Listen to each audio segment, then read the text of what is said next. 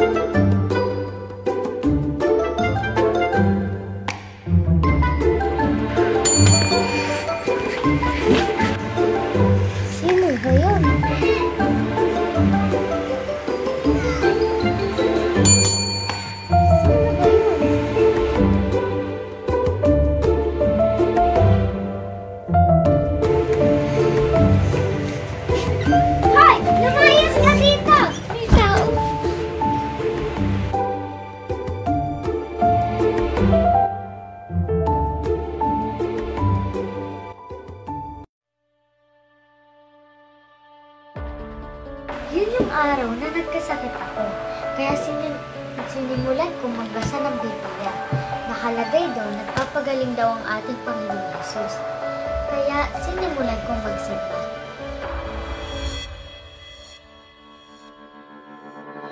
Habang nagsisimba ako, binabasa ko ang aking Biblia at kunti-kunti itong nawawala.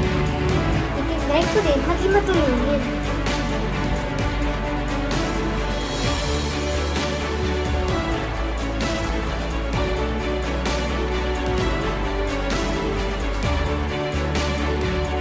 Kaya ikaw, kahit ano pa yung problema mo, ay may solusyon dyan ang ating Panginoon.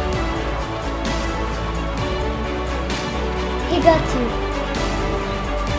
Ang siya pala magsimba, no? Alam nyo, nakakakita rin ako ng mga bago kong kaibigan. O diba nakita niyo yun? Kung paano ko ginagawa ng Panginoon? Kaya rin akong baguhin ng ating Panginoon. Kaya ka rin. Wala na sa kanya.